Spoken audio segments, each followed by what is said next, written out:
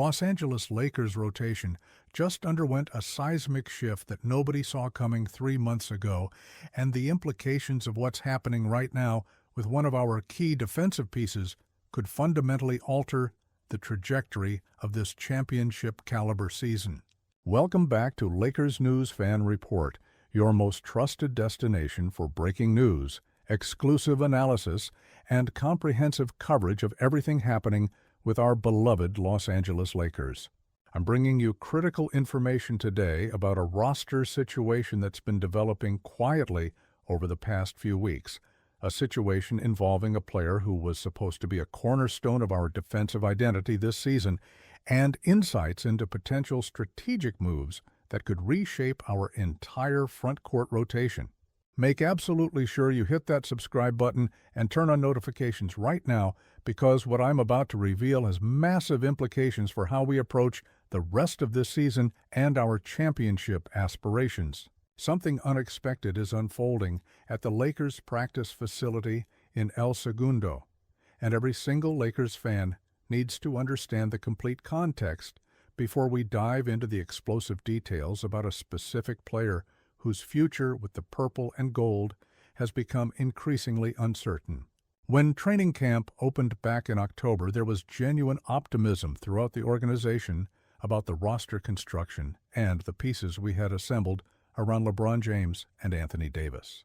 We had addressed our perimeter shooting concerns, we had depth at multiple positions, and we had versatile defenders who could switch across multiple positions and execute the kind of defensive scheme that head coach J.J. Redick wanted to implement.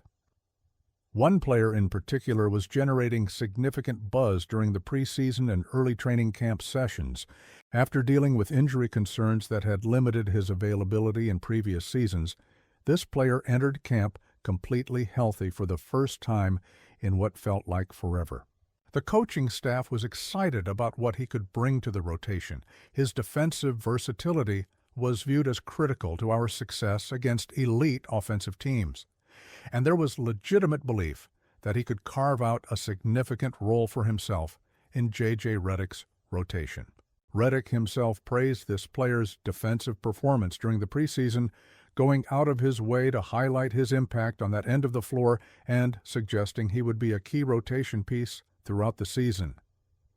Fast forward to where we are right now, nearly 20 games into the 2025-26 campaign, and the situation has changed dramatically.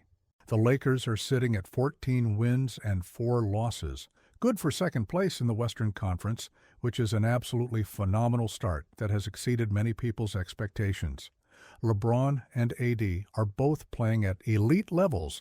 Our role players are contributing consistently, and we're executing on both ends of the floor at a high level. But beneath the surface of this successful start, there's a roster situation that's been quietly developing, a situation that could force the Lakers to make some difficult decisions in the coming weeks and months. The player I'm talking about is Jared Vanderbilt, and his situation with the Lakers has become one of the most intriguing roster questions facing the organization right now. After entering the season with such high expectations and such optimism about his role, Vanderbilt has completely fallen out of the rotation over the past several games. He's missed 4 consecutive games, and when you combine that absence with his declining production when he was in the lineup, serious questions are emerging about his long-term future with the Lakers and whether this situation can be resolved or if it's time to explore alternative options. Let me give you the specific numbers so you understand exactly what we're dealing with here. In 14 appearances this season, Jared Vanderbilt is averaging just 4.6 points, 5.6 rebounds, and 1 steal per game while shooting 44% from the field. Those numbers represent a significant drop-off from what the coaching staff expected when they penciled him into the rotation, and more importantly, they represent a reduced impact on the floor that makes it difficult to justify consistent minutes in a tight rotation where every possession matters. When you're playing alongside LeBron James and Anthony Davis, when you're competing for a championship, you need every player in your rotation to maximize their minutes and contribute in meaningful ways. Vanderbilt's production simply hasn't reached that level this season. The defensive versatility that made Vanderbilt such an attractive player is still there in flashes. He has the lateral quickness to stay in front of guards on the perimeter. He has the length and instincts to disrupt passing lanes, and he has the physicality to battle bigger players in the post when necessary. Those are valuable traits in modern NBA basketball, where switching and versatility are so critical to defensive success. But defensive ability alone isn't enough if you can't provide adequate spacing on offense, if you're not crashing the offensive glass effectively, or if you're not making the hustle plays that keep possessions alive and energize your teammates. Now, here's where this situation becomes particularly complicated for the Lakers from both a roster construction and financial perspective. Vanderbilt is making $11.5 million this season, and he has 3 years remaining on his contract after this one. That contract structure makes him one of the most difficult players to move in the entire NBA right now. It's not that the salary is exorbitant by NBA standards, but when you combine that salary with his injury history, his limited offensive contributions, and his recent lack of playing time, you're looking at a situation where trade interest is going to be extremely limited unless the Lakers are willing to package additional assets to sweeten the deal. This creates a fascinating strategic dilemma for Rob Pelinka and the Lakers' decision-makers. Do you hold on to Vanderbilt and hope that he can rediscover the form that made him valuable, potentially using him as a playoff piece when rotations tighten and his defensive versatility becomes more valuable?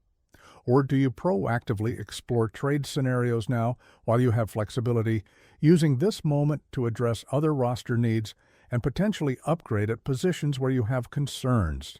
Both approaches have merit, and the decision ultimately comes down to how the front office evaluates Vanderbilt's long-term value versus the value of what you could potentially acquire in a trade. Let me walk you through 3 specific trade scenarios that make sense from both a basketball fit perspective and a financial feasibility standpoint. These aren't random proposals. These are carefully constructed deals that address real needs for the Lakers while providing value to the teams receiving Vanderbilt. Understanding these possibilities will give you a complete picture of how the Lakers might approach this situation if they do decide to make a move.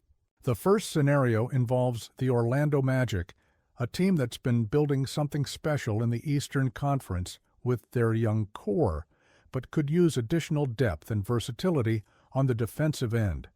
In this scenario, the Lakers would package Jared Vanderbilt, Dalton Knecht, and a 2032 second-round pick to Orlando in exchange for Jonathan Isaac. Now I know what some of you are thinking. Why would we trade Dalton Knecht, a promising young shooter who's shown flashes this season?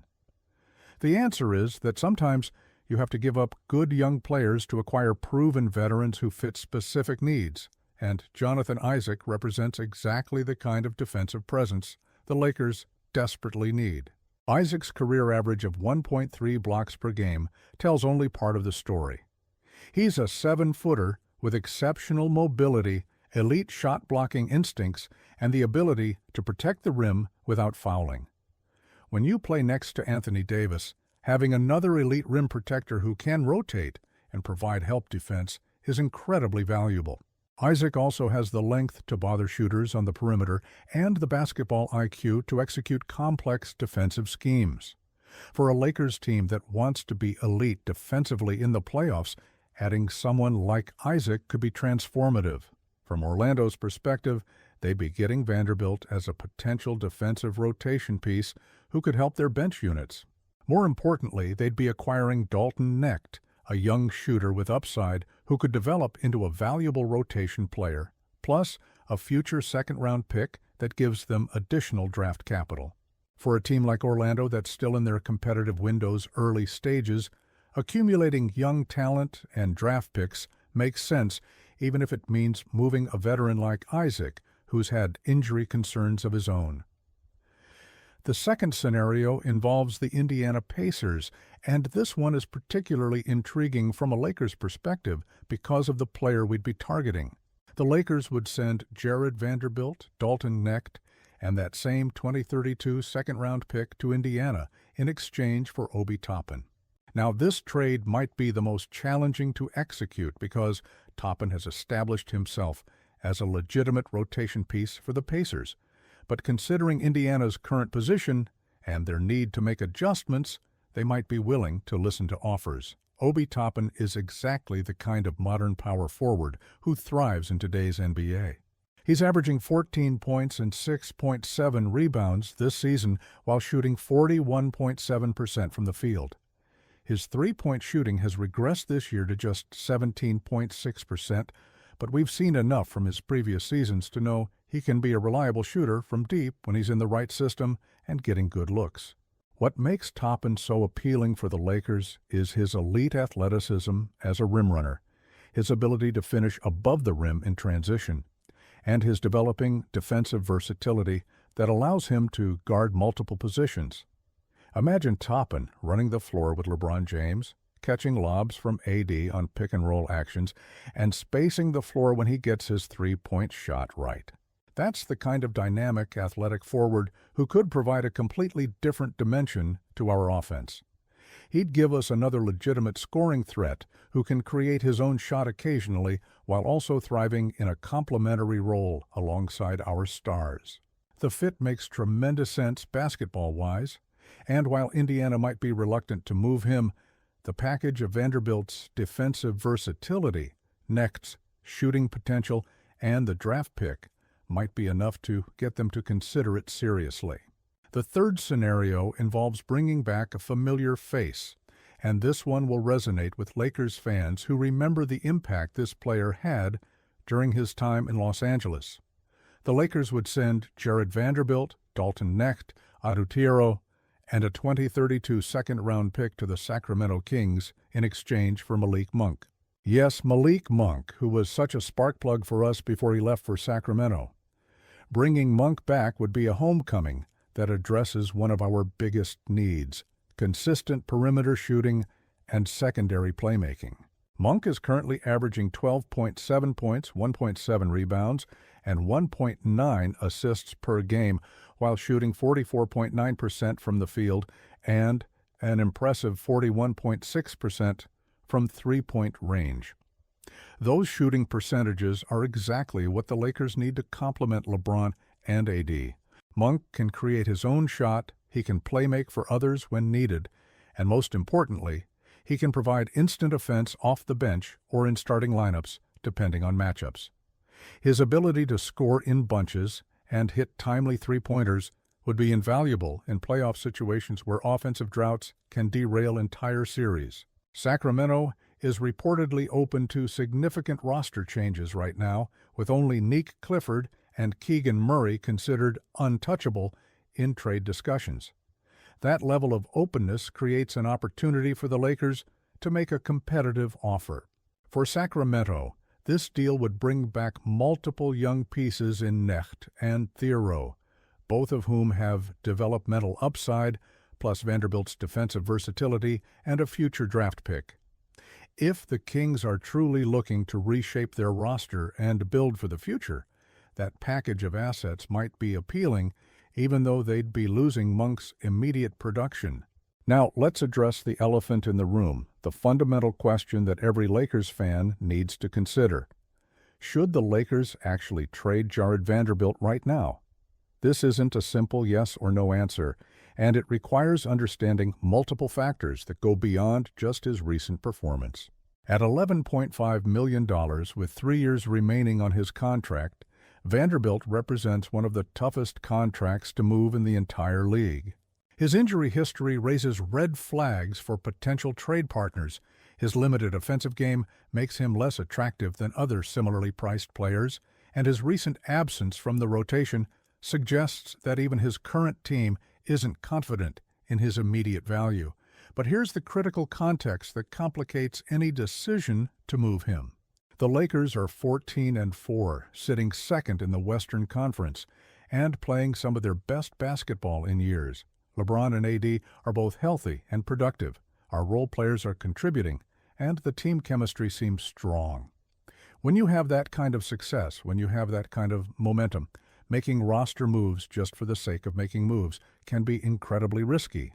You don't want to disrupt chemistry unnecessarily, you don't want to trade away a player who might rediscover his form in the playoffs, and you certainly don't want to make a move that addresses one need while creating another problem somewhere else on the roster. There's also the strategic consideration of Vanderbilt's potential playoff value. Regular season rotations are typically 9 or 10 deep, but playoff rotations often shorten to 7 or 8 players. In that kind of environment, having a versatile defender like Vanderbilt who can guard multiple positions and execute specific defensive assignments could be extremely valuable. We've seen countless examples of players who weren't part of regular rotation suddenly becoming critical in playoff series because they match up well against specific opponents. Vanderbilt could be exactly that type of player for us when the games really matter. On the flip side, if the Lakers believe that Vanderbilt's value has declined to the point where he won't be part of the playoff rotation regardless, and if they believe that players like Jonathan Isaac, Obi Toppin, or Malik Monk would provide significantly more value both now and in the playoffs, then making a proactive move makes complete sense. You can't let sentiment or past expectations prevent you from making decisions that improve your championship odds.